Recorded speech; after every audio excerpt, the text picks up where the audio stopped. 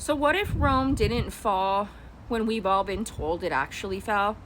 And what if understanding the two Roman empires changes the entire way we all look at Daniel and Revelation? Because most of us were taught Rome fell in 476 AD, but that's only half the story. The Roman Empire had actually divided into two. We have Western Rome and Eastern Rome. And these two Romes had very different futures.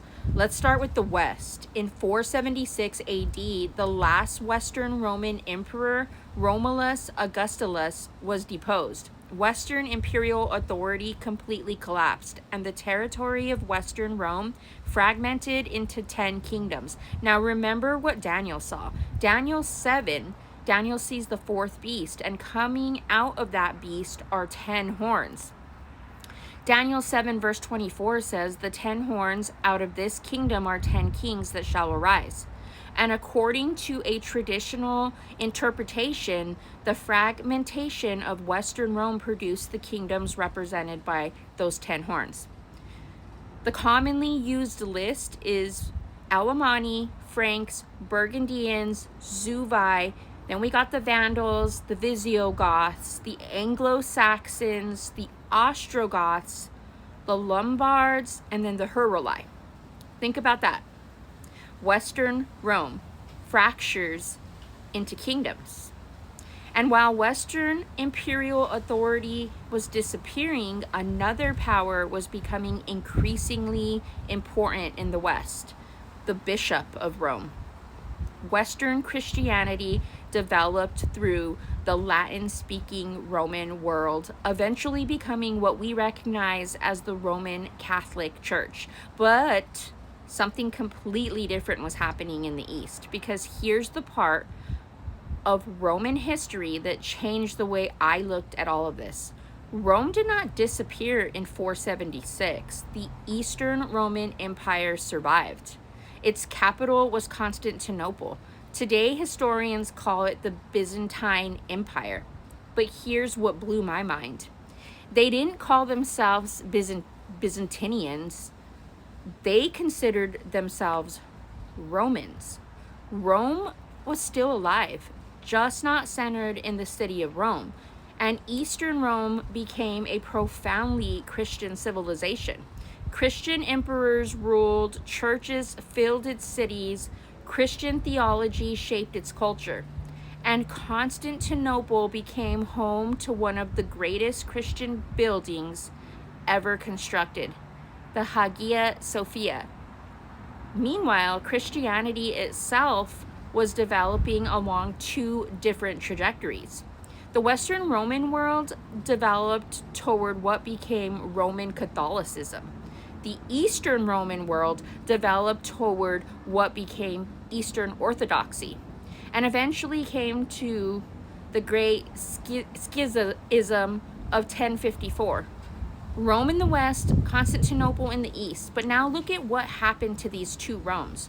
Western Rome falls in 476, yet Eastern Rome continues for almost another 1,000 years. Now open Revelation 20, because Revelation describes Messiah reigning with his saints for 1,000 years. And this is where my theory begins. What if what historians call the Eastern Roman or Byzantine Empire represents or conceals the period connected with the millennial reign of the Messiah? I'm not telling you scripture says the Byzantine Empire was the millennium. It doesn't. This is a theory I'm investigating. But look at what happens next. The Eastern Roman Empire continues until one of the most important dates in world history, 1453. Constantinople falls.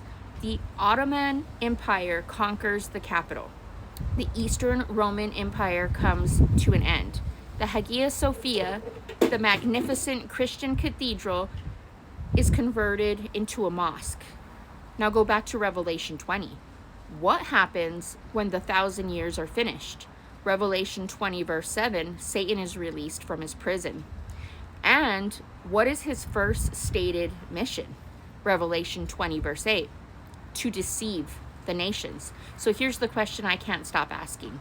What if 1453 was more than the fall of an empire?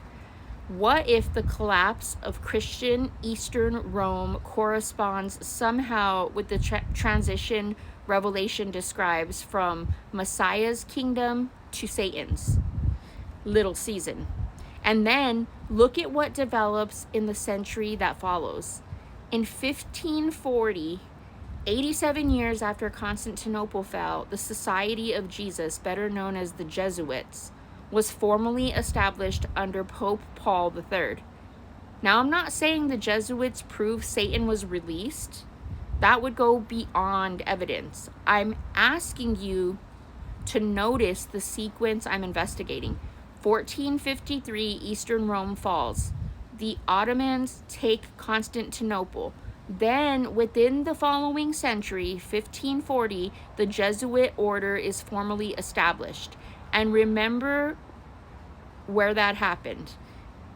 Not within Eastern Orthodox Christianity, but under the authority of the Roman Catholic papacy in the West.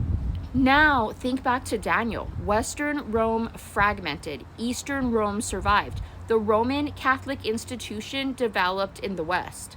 The Christian Roman Empire continued in the East. The Eastern Rome finally falls. And Revelation tells us that after the 1,000 years, Satan is released to deceive the nation. And there's another piece of history that keeps bothering me.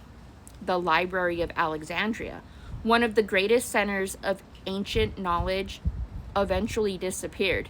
And contrary to the simple story that one person burned the entire library in one night, the historical evidence points toward destruction and decline occurring across multiple events and centuries.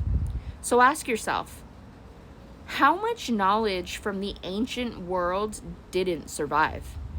How many documents disappeared? How much history was preserved only by the institutions that survived? Because if Revelation says Satan's final weapon is deception, then maybe we should be paying very close attention to what humanity remembers and what humanity has forgotten. Put the timeline together. Western Rome falls in 476. 10 kingdoms emerge from its territory. Roman Catholic authority develops in the West. Meanwhile, Eastern Rome survives. Its people still calls themselves Romans.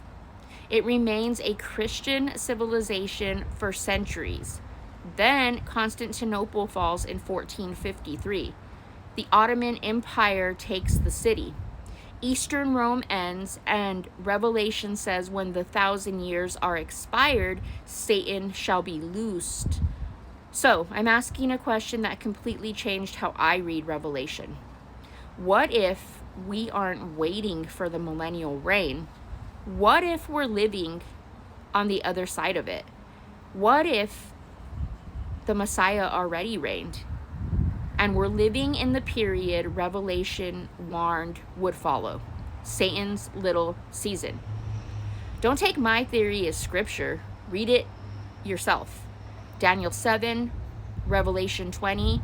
Then research the fall of Western Rome in 476, the 10 kingdoms, the Eastern Roman Empire, the greatest schism, 1054, the fall of Constantinople in 1453, the Society of Jesus in 1540, and the Library of Alexandria.